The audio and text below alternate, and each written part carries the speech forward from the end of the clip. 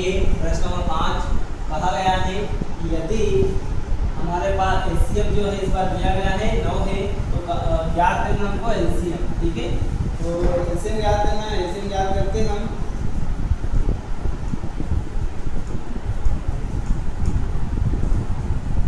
ठीक है।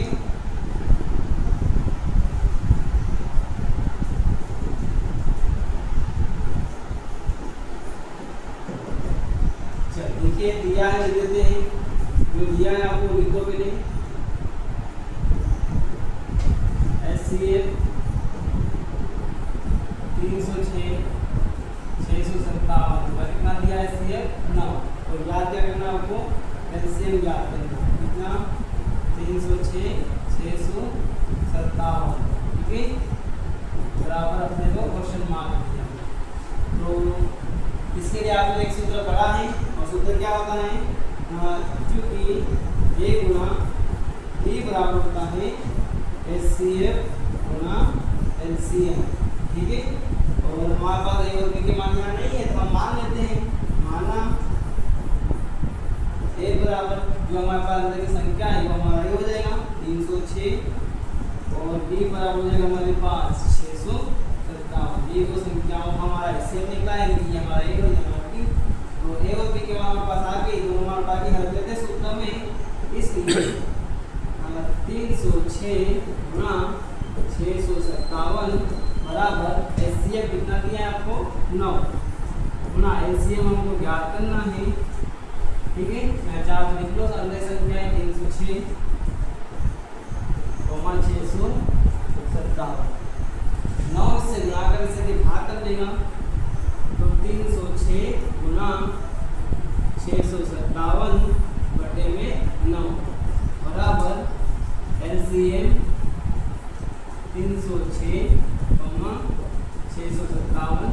9 से इसमें भाग लगाएंगे तो 9 एक 9 और 9 दिया 27, कितना बच गया 3 और 9 सौ 36। इधर क्या संख्या बची आपके पास 34 गुना 657।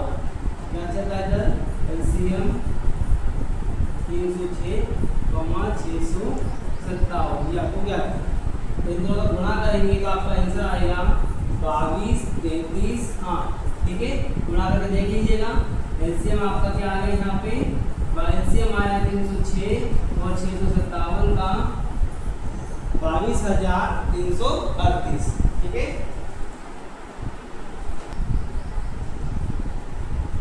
देखो इसका रिवीजन कर लेते हैं एक बार। आपको ये तो दिया ही है एचसीएफ 306 और 657 का एचसीएफ कितना है आपके पास 9 है और बोल दिया गया है कि एलसीएम ज्ञात करो। ठीक है, तो हम जानते हैं कि सूत्र क्या होता है A गुना B बराबर एचसीएफ गुना एलसीएम। हमारे पास A और B के मान नहीं है इसलिए जो मानती है इनको A और B मान लेते हैं। ठीक है, A और B, तो A का मान हमारे पास यहाँ पे हमने मान लिया 306 और B का मान यहाँ पे मान लिया हमने 657। ठीक है, ये A और B के मान जो है हमने यहाँ पे रख दिए।